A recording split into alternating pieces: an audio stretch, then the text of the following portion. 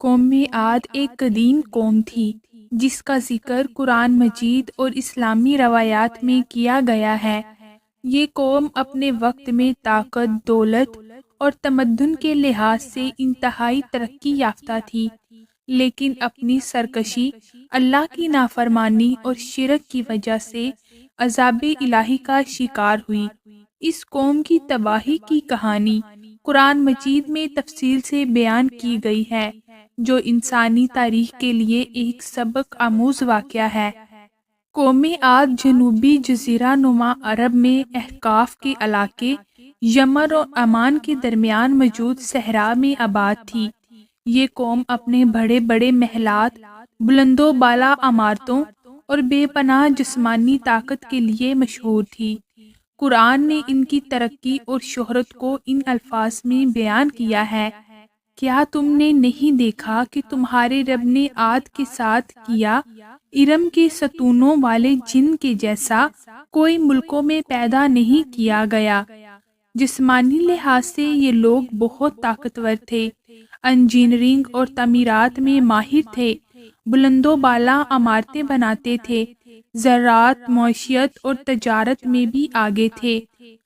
قوم عاد اللہ تعالیٰ کی دی ہوئی نعمتوں کی شکر گزاری کرنے کی بجائے بتوں کی عبادت میں مبتلا ہو گئی، اپنی طاقت اور دولت پر غرور کرنے لگی، معاشرے میں ظلم و زیادتی کو عام کر دیا، اللہ کے نبی حضرت ہود علیہ السلام کی دعوت کو جھٹلاتی رہی۔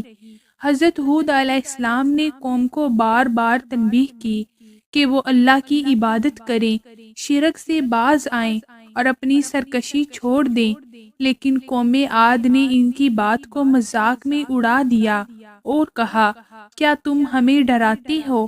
ہم تمہیں جھوٹا سمجھتے ہیں۔ اللہ تعالیٰ نے قوم عاد کی ہدایت کے لیے حضرت ہود علیہ السلام کو نبی بنا کر بھیجا۔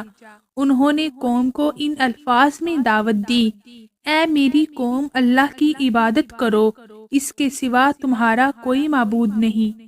حضرت ہود علیہ السلام نے انہیں اللہ کی نعمتوں کی یاد دہانی کروائی اور کہا کہ اگر وہ ایمان لے آئیں تو اللہ انہیں مزید نوازے گا، لیکن اگر نافرمانی پر اڑے رہے تو وہ عذاب کے مستحق ہوں گے۔ قوم عاد نے نہ صرف حضرت ہود علیہ السلام کی دعوت کو جھٹلایا بلکہ ان کا مذاق بھی اڑایا۔ ان کا کہنا تھا: کیا تم ہمیں ہمارے خداؤں سے روکنا چاہتے ہو؟ تمہاری بات ہمیں ناقابل یقین لگتی ہے۔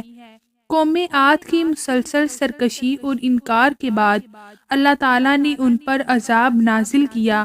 یہ عذاب کئی مراحل میں آیا۔ اللہ تعالیٰ نے سب سے پہلے ان کی زمین پر بارش روک دی۔ طویل خشک سالی کی وجہ سے ان کی زراعت ختم ہو گئی اور لوگ قحط سالی کا شکار ہو گئے۔ اس دوران حضرت ہود علیہ السلام نے انہیں دوبارہ نصیحت کی، لیکن وہ باز نہ آئے۔ قوم عاد نے آسمان پر کالے بادل دیکھے اور خوش ہوئے کہ یہ بارش کے بادل ہیں۔ انہوں نے سمجھا کہ قحط ختم ہو جائے گا، لیکن یہ بادل رحمت کے بجائے عذاب کے بادل تھے۔ جب انہوں نے اسے اپنے میدانوں کی طرف آتے دیکھا تو کہا: یہ تو بادل ہیں جو ہم پر بارش برسائیں گے۔ اللہ نے ان پر ایک زبردست اور تباہ کن آندھی بھیجی۔ یہ آندھی 7 راتیں اور 8 دن تک مسلسل چلتی رہی، اور ہم نے ان پر ایک تیز آندھی بھیجی جو ہر چیز کو تباہ کر دیتی تھی۔ یہ آندھی اتنی شدید تھی کہ لوگوں کو زمین سے اٹھا کر پھینک دیتی تھی۔ قرآن مجید میں اس منظر کو ان الفاظ میں بیان کرتا ہے: جیسے وہ کھجور کے کھوکھلے تنے ہوں۔ اس آندھی نے قوم عاد کی تمام بستیاں تباہ کر دیں، ان کے عظیم محلات اور عمارتیں خاک میں مل گئیں اور وہ خود نیست و نابود ہو گئے۔ حضرت ہود علیہ السلام اور ان پر ایمان لانے والے افراد کو اللہ نے اس عذاب سے بچا لیا۔ وہ محفوظ مقام پر منتقل ہو گئے اور اللہ کی رحمت کے ساتھ زندگی بسر کی۔ قوم عاد کی غرور، نافرمانی اور شرک کے نتیجے میں ان کا مکمل خاتمہ ہو گیا۔ قرآن مجید میں ان کا ذکر کئی جگہ آیا ہے تاکہ لوگوں کو عبرت حاصل ہو۔ اللہ تعالیٰ فرماتے ہیں اور عاد کو ہم نے ہلاک کر دیا، کیا تم ان میں سے کسی کو باقی دیکھتے ہو؟